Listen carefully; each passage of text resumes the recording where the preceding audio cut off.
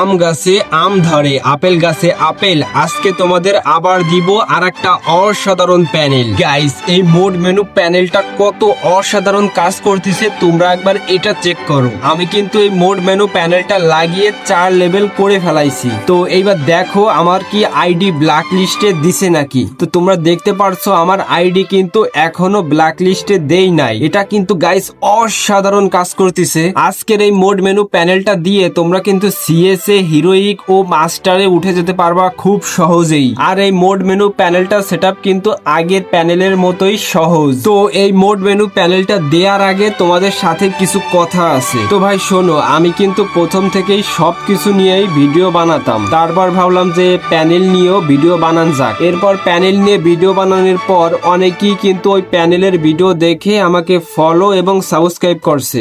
এখন আমি পড়ছি এক জ্বালায়। আমি যদি প্যানেলের ভিডিও ছাড়া অন্য ভিডিও ছাড়ি তাহলে ওই ভিডিওর কমেন্ট বক্সে ভাই প্যানেল দিবেন না, ভাই প্যানেল কবে আনবেন। আর অনেকেই আছে তো আমার প্যানেলের ভিডিও ছাড়া অন্য ভিডিও দেখতেই চায় না। প্রথম কথা হচ্ছে আমি প্রতিনিয়ত এত ভালো প্যানেল কই পাবো, আর ভালো প্যানেল না পাইলে তো ভিডিও বানাতে পারবো না। সে কারণে আমি যদি অন্য কিছু নিয়ে ভিডিও ছাড়ি ভাই তোমরা দেখো, লাইক কমেন্ট কইরো। আশা করি তোমরা সবাই বুঝতে পারছো। তো এইবার চলো এই অসাধারণ মোড মেনু প্যানেলটা তোমরা কই থেকে ডাউনলোড করবা এবং কিভাবে সেটআপ করে গেমে ঢুকবা সেটা দেখাই দিই। এইবার তোমরা যদি এই অসাধারণ মোড মেনু প্যানেলটা নিতে চাও তাহলে দেখো বায়োতে আমার ওয়েবসাইটে লিংক দেওয়া রয়েছে। ওই লিংকে ক্লিক করে আমার ওয়েবসাইটে গেলে লেখা দেখবা এসজি চিট মোড মেনু। তোমরা করবা কি ওখানে চাপ দিয়ে ওইটা ডাউনলোড করে নিবা। তার সাথে ওর নিচে দেখবা আমি একটা ওবিবি ফাইলের লিংক দিয়ে রাখবো, ওইটাও ডাউনলোড করবা। আর গাইস, অনেকেই আসো কিন্তু আমার ওয়েবসাইটের লিংকটা খুঁজে পাও না। তো তারা করবা কি গুগলে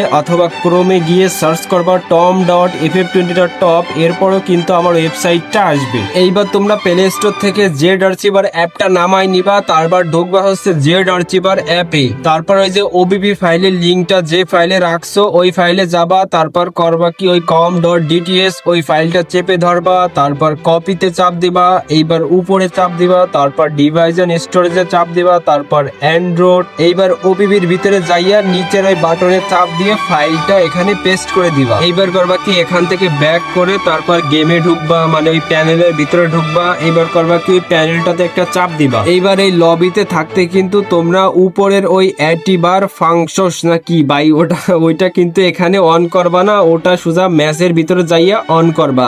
আর লবিতে তোমরা ওই 3টা সেটিং অন করবা। তারপর ওই ইএসপি তে একটা চাপ দিবা এবং উপর থেকে ইএসপি লাইন, ইএসপি বক্স এবং তোমরা চাইলে ইএসপি ইনফো ওই 3টা সেটিং অন করতে পারো। এইবার সরাসরি গেমে ঢুকবা। গেমে ঢোকার পর ওই অ্যাক্টিভিয়ার ফাংশন ওই সেটিংটা অন করবা। তারপর গেম খেলবা। এরপর ম্যাচ যখন শেষ হয়ে যাবে তখন ওই অ্যাক্টিভিয়ার ফাংশন ওই সেটিংটা অফ করে দিবা। অফ করে দিয়ে লবিতে আসবা। তারপর আবার যখন গেম খেলবা তখন এই গেমের ভিতর থেকে ওই সেটিংটা অন করে গেম খেলবা। তো আশা করি সবাই বুঝতে পারছো। এই ছিল ভিডিও। আশা করি ভিডিওটা ভালো লাগছে। যদি ভালো লেগে থাকে তাহলে কিন্তু অবশ্যই একটা লাইক করে যাবেন।